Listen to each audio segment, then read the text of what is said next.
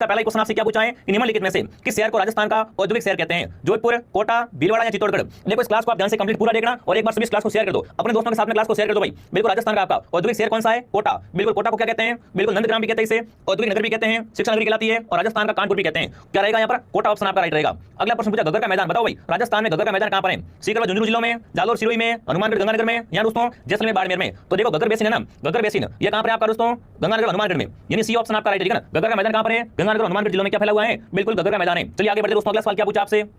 कौन सा भौतिक प्रदेश राजस्थान की जीवन रेखा बताओ भाई। इनमें से कमेंट करना है कि राजस्थान की जीवन रेखा किसे कहा जाता है? अरे शुष्क मरुस्थल को, अरावली की पहाड़ियां को, आड़ोती पठार को या पूरी मैदान को? तो राजस्थान की जीवन रेखा मतलब राजस्थान की लाइफ लाइन किसे कहते हैं? अरावली की पहाड़ियां। जो भी अरावली की पहाड़ियां कमेंट कर रहा है, अरावली की पहाड़ियां क्या है दोस्तों? राजस्थान की लाइफ लाइन है। तो भी ऑप्शन आपका सही रहेगा। अगला प्रश्न आपसे पूछा ऊपरमाल क्या है? कमेंट करेंगे दोस्तों ऊपरमाल क्या है? उदयपुर का भोराट पठार, चित्तौड़गढ़ भीलवाड़ा के मध्य पठार, आबू का क्षेत्र है या नागौरी उच्च भूमि है? भाई ऊपरमाल आपने कहीं पढ़ा होगा, ऊपरमाल क्या है? तो ऊपरमाल क्या है दोस्तों आपका? चित्तौड़गढ़ और भीलवाड़ा के मध्य पठार है। ऊपरमाल क्या है दोस्तों आपका? चित्तौड़गढ़ और भीलवाड़ा के मध्य स्थित पठार का नाम क्या है? ऊपरमाल है। तो जो भी ऑप्शन बी कमेंट कर रहा है, बी ऑप्शन आपका राइट है।